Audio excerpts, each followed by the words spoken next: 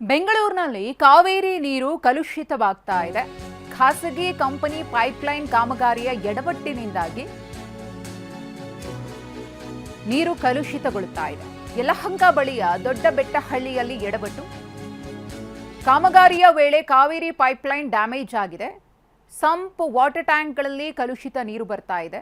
ಸದ್ಯ ಸಮಸ್ಯೆಯನ್ನ ಬಗೆಹರಿಸಲಾಗಿದೆ ಅಂತ ಬಿಡಬ್ಲ್ಯೂಎಸ್ಎಸ್ಪಿ ಮಾಹಿತಿಯನ್ನ ನೀಡಿದೆ. ಗಮನಿಸ್ತಾ ಇದ್ದೀರಿ ಯಾವ ಪರಿ ಕೆಸರು ಮಿಶ್ರಿತ ನೀರು ಬರ್ತಾ ಇದೆ ಅಂತ. ಒಂದು ಕಡೆ ಮಳೆ ಆಗದೆ ಬರಗಾಲದ ಪರಿಸ್ಥಿತಿ ಇದೆ. ಕುಡಿಯೋ ನೀರಿಗೂ ಕೂಡ ಮುಂದಿನ ದಿನಗಳಲ್ಲಿ ಸಂಕಷ್ಟ ಎದುರಾಗಬಹುದು ಅನ್ನೋ ಆತಂಕ ಇದೆ. ಇದರ ನಡುವೆ ಈ ರೀತಿಯ ಎಡವಟ್ಟುಗಳಾದರೆ ಹೇಗೆ ಅಂತ ಹೇಳಿ ಬೆಂಗಳೂರಿನ ಜನತೆ ಪ್ರಶ್ನಿಸುವಂತಾಗಿದೆ.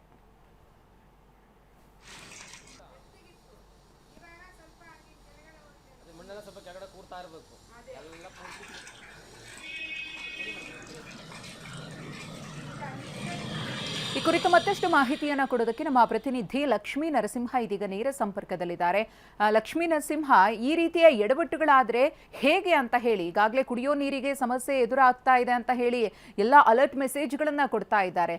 ಅದರ ಜೊತೆಗೆ ಈ ಕಾಮಗಾರಿಗಳಿಂದ ಆಗುವಂತಹ ಸಮಸ್ಯೆಗಳಿದೆಯಲ್ಲ, ಎಡವಟ್ಟುಗಳಿದೆಯಲ್ಲ, ಬೆಂಗಳೂರಿಗರು ಇನ್ನು ಯಾವ ರೀತಿ ಫೇಸ್ ಮಾಡಬೇಕಾಗುತ್ತೆ ಅಂತ?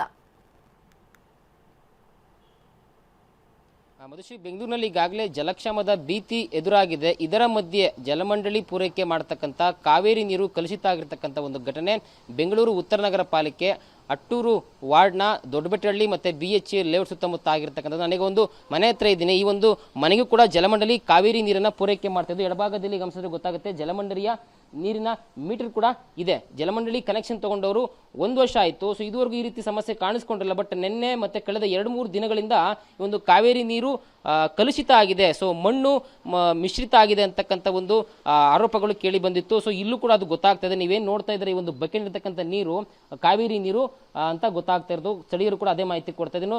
ಸಂಪ್ಗೂ ಕೂಡ ಡೈರೆಕ್ಟ್ ಆಗಿ ಕಾವೇರಿ ನೀರು ಪೂರೈಕೆ ಆಗುತ್ತೆ. ಸಂಪ್ನಲ್ಲಿ ಆ ಒಂದು ನೀರು ಕಪ್ಪು ಬಣ್ಣಕ್ಕೆ ತಿರುಗಿರೋದನ್ನು ಕೂಡ ನೀವು ದೃಶ್ಯಗಳಲ್ಲಿ ಗಮನಿಸ್ತಾ ಇದ್ದೀರಾ. ಇದೇ ಒಂದು ನೀರನ್ನು ಅವರು ಕುಡಿಯೋದಕ್ಕಾಗಿರ್ಬೋದು, ಸ್ನಾನ ಮಾಡೋದಕ್ಕೆ ಅಥವಾ ಇತರೆ ಮನೆ ಬಳಕೆ ಉದ್ದೇಶಕ್ಕೆ ಬಳಕೆ ಮಾಡ್ತಾ ಇದ್ರು. ಬಟ್ ನಿನ್ನೆ ಈ ವಿಚಾರ ಅವ್ರಿಗೆ ಗೊತ್ತಾಯಿತು. ಸೊ ಈಗ ಅವರು ಬೇರೆ ವಿಧಿ ಇಲ್ಲದೆ ಹಾಗೆ ಬಿಟ್ಟಿದ್ದಾರೆ. ಬೇರೆ ನೀರನ್ನು ಕೂಡ ಬಳಸೋದಕ್ಕೆ ಕಷ್ಟ ಆಗ್ತದೆ. ಯಾಕಂದ್ರೆ ಇದೇ ನೀರನ್ನು ಅವರು ನಂಬಿಕೊಂಡಿದ್ರು. 1 ವರ್ಷದಿಂದ ಕಾವೇರಿ ನೀರನ್ನು ಬಳಕೆ ಮಾಡ್ತಾ ಇದ್ರು. ಸೊ ಈಗ ಈ ರೀತಿ ಪರಿಸ್ಥಿತಿ ಎದುರಾಗಿದೆ. ಸುತ್ತಮುತ್ತ ಇರತಕ್ಕಂಥ ಸುಮಾರು 500 ಮನೆಗಳಿಗೆ ಇದೇ ರೀತಿಯ ಕಲುಷಿತ ನೀರು ಪೂರೈಕೆ ಆಗಿರ್ತಕ್ಕಂಥ ಮಾಹಿತಿ ಇದೆ. ಸದ್ಯಕ್ಕೆ ಇಲ್ಲಿರ್ತಕ್ಕಂಥ ನಿವಾಸಿಗಳು ಇದನ್ನ ತೊಳಸುವಂತ ಕಾರ್ಯದಲ್ಲಿದ್ದಾರೆ. 1,000 ಕೊಟ್ಟು 1,500 ಕೊಟ್ಟು ಈಗ ಸಂಪನ್ನ ಕ್ಲೀನ್ ಮಾಡಿಸಬೇಕು. ಮತ್ತೆ ಬರ್ತಕ್ಕಂಥ ನೀರು ಶುದ್ಧವಾಗಿದೆಯಾ ಇಲ್ವಾ ಅನ್ನೋದು ಕೂಡ ಅವರಿಗೆ ಗೊತ್ತಾಗ್ತಾ ಇಲ್ಲ. ಹೀಗಾಗಿ ಅಧಿಕಾರಿಗಳು ನಮಗೆ ಗ್ಯಾರಂಟಿ ಕೊಡಬೇಕು, ಪರೀಕ್ಷೆ ಮಾಡಿಸಿ ನಮಗೆ ನೆಮ್ಮದಿ ಕೊಡಬೇಕು ನೀರನ್ನು ಬಳಕೆ ಮಾಡೋದಕ್ಕೆ ಅಂತ ಆಗ್ರಹ ಮಾಡ್ತಾರೆ. ಒಬ್ಬರು ನಿವಾಸಿ ಅವ್ರನ್ನು ಕೂಡ ಮಾತಾಡ್ತಾ ಹೋಗ್ತೀನಿ. ಮೇಡಮ್, ಯಾವಾಗ ನಿಮಗೆ ಗೊತ್ತಾಯ್ತು? ಸೊ ನೀವು ಏನೇನಕ್ಕೆಲ್ಲ ಬಳಕೆ ಮಾಡ್ತಿದ್ದೀರಿ ನೀರನ್ನ ಅಂತ? ನಾವು ಅಡುಗೆ ಮಾಡ್ತೀವಿ, ಕುಡಿತೀವಿ, ಸ್ನಾನ ಮಾಡ್ತೀವಿ, ಮಕ್ಕಳಿಗೆಲ್ಲ ಸ್ನಾನ ಮಾಡಿಸ್ತೀವಿ. ನಾವು ಎಲ್ಲ ಕುಡಿಯೋದು ಎಲ್ಲ ಇದೇ ನೀರೇ ಯೂಸ್ ಮಾಡ್ತಾ ಇದ್ದೀವಿ. ನಿನ್ನೆಯಿಂದ ಹಿಂಗಾಗಿದೆ. ಏನು ಮಾಡೋದು ಸರ್, ನಾವು ತೊಳಿಬೇಕಂದ್ರೆ ಯಾರು ಬರ್ತಾ ಇಲ್ಲ ತೊಲಿಯೋಕ್ಕೆ. ಜಾಸ್ತಿ ನೀರಿದೆ, ಎತ್ತಬೇಕು. ಅದು 1,500 ಸಾವಿರ ಕೇಳ್ತಾ ಇದ್ದಾರೆ. ಮೇಲೆ ಟ್ಯಾಂಕ್ಗೆ ಹಾಕಿದ್ವಿ, ಅದನ್ನು ತೊಲಿಸ್ಬೇಕು. ಈಗ ಏನು ಮಾಡೋದೋ ಗೊತ್ತಾಗ್ತಾ ಇಲ್ಲ ಈ ನೀರು ಬಗ್ಗೆ.